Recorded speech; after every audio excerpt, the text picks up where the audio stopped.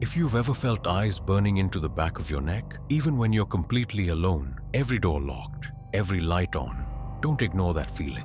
Brush it off if you want. Tell yourself it's just paranoia. But deep down, you already know the truth. Sometimes, you're not alone. And sometimes, it's already too late. This happened when I was 17. And before I tell you what we saw that night, you need to believe one thing. I didn't imagine it. My friend Charles saw it too. To this day, more than 10 years later, we still don't talk about what really happened. Some memories are too heavy. Some truths refuse to stay buried. I've always hated camping, not just because of the dirt, the bugs, or the uncomfortable sleeping bags. I hated it because of the silence, that deep, unnatural silence you only find in the middle of the woods at night, the kind where the trees seem to hold their breath, where even the wind dies away and something else starts breathing in its place, something patient, something that doesn't belong to our world. My father loved camping more than anything. Every single summer, he would drag me out into the middle of nowhere. No phone signal, no street lights, no escape, just miles of dark forest and the sound of my own heartbeat growing louder with every passing hour. That summer, I finally convinced him to let me bring a friend. I brought Charles. Charles was the complete opposite of me. Loud, fearless, always chasing adrenaline. He was the kind of guy who felt truly alive in places that made my skin crawl and my stomach twist with dread. From the very first hour, the trip felt cursed. Our reserved campsite had been double booked by mistake. Instead of being deep in the peaceful forest like we planned, the park rangers placed us right beside an old abandoned amusement park. Not nearby, right beside it. The chain link fence of the park ran just 20 feet from our tents. At night, the silence was broken only by the metallic groans of the old rides, slow, rusty creaks echoing through the darkness. Even when there was no wind at all, it sounded like the roller coasters and the Ferris wheel were slowly waking up after years of sleep, like they were stretching, like they were hungry. After my dad and the others had finally gone to sleep, Charles turned to me inside the tent. His eyes were bright with that reckless excitement I both envied and feared. He grinned and whispered, "Let's go inside the park." Every instinct in my body screamed at me to say no. My chest felt tight. My hands were already cold, but I was 17, stupid, desperate to seem brave. So I followed him. We slipped out of the tent and climbed the chain link fence under the cover of darkness. The moment my feet hit the cracked asphalt on the other side, the air changed. It became thicker, heavier. A cold weight settled on my shoulders. I knew, with absolute certainty, that we were no longer alone. The park was pitch black. No emergency lights, no distant traffic. Just the towering black silhouettes of roller coasters, Ferris wheels, and twisted carnival structures looming above us like silent, patient watchers. We moved deeper into the park, our nervous whispers fading quickly into complete silence. The deeper we went, the more the laughter died in our throats. Because this place wasn't empty, it felt occupied, watched, alive in a way that made my blood run cold. We eventually reached the old wooden roller coaster.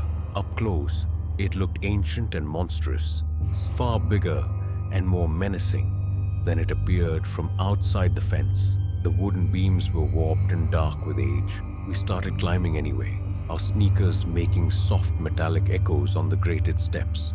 Each sound felt dangerously loud in the suffocating quiet. Halfway up, I suddenly froze. My heart slammed violently against my ribs.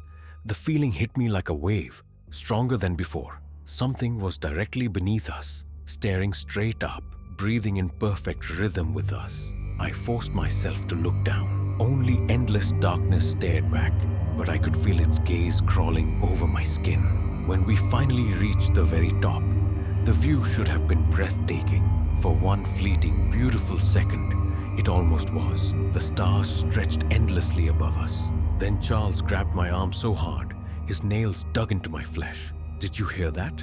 he whispered, voice trembling for the first time. We held our breath and listened. At first, nothing but our own pounding hearts. Then it came, a slow, heavy, metallic groan, rising from far below, not caused by the wind, not caused by us. Something massive was shifting its weight down there, deliberately, patiently. We didn't say another word. We just started climbing down as fast as we dared, fighting the rising panic that threatened to turn into screams. Back on the ground, we ran blindly through the shadows. We ducked behind an old, rotting snack shack to catch our breath, chests heaving. A security guard's flashlight beam swept past in the distance. We crouched lower, barely daring to breathe. That's when I saw him. A darker shape detached itself from the shadows just 10 feet away, crouched low, facing us directly, perfectly, unnaturally still. Then he slowly rose to his feet and stepped forward into the weak moonlight filtering through the clouds. I wish to God he hadn't. His face and chest were covered in something thick, dark, and wet, glistening horribly. His shirt clung to his body, heavy and soaked through. His hands trembled slightly, not from fear, but from pure sick excitement. He wasn't startled by our presence. He didn't look caught. He looked like he had been waiting for us the entire time, watching us climb that roller coaster, studying us, patient, hungry. Charles's grip on my arm became like iron. The man's lips slowly curved into a small, knowing smile. Then he took one calm, deliberate step toward us. That single step was enough. We exploded into a run, no longer caring about noise or who might hear. Our footsteps thundered across the empty park. Behind us, I heard his footsteps following. Not running, just walking, slow, steady, confident, like he already knew exactly where we would try to run. We scrambled desperately over the fence, tearing our clothes and cutting our hands on the sharp wire. We sprinted back to our campsite like death itself was at our heels, gasping and sobbing for air. We didn't sleep that night. We lay side by side in the tent, eyes wide open in the darkness, listening to every single sound outside, because deep down, we both knew the terrible truth. He knew exactly where our tent was. The next morning, the police arrived at the campsite. They told us a man had been brutally murdered just outside the park the night before, stabbed multiple times in a savage attack. The killer was still at large. Then they gave a detailed description of the suspect. My stomach dropped like a stone. It was him, exactly him, down to the last detail. We never told anyone what we had seen, not the police, not our parents. We were just terrified kids who had done something stupid. But there's one final thing I've never told a single soul, not even Charles. When that man stepped into the moonlight, for one split, horrifying second, I saw something standing behind him in the deeper darkness. A second shape, much taller than any human, completely motionless. It wasn't human. And the way it watched us, with cold, endless patience. I don't think we were ever the ones being hunted that night. I think we were just in the way.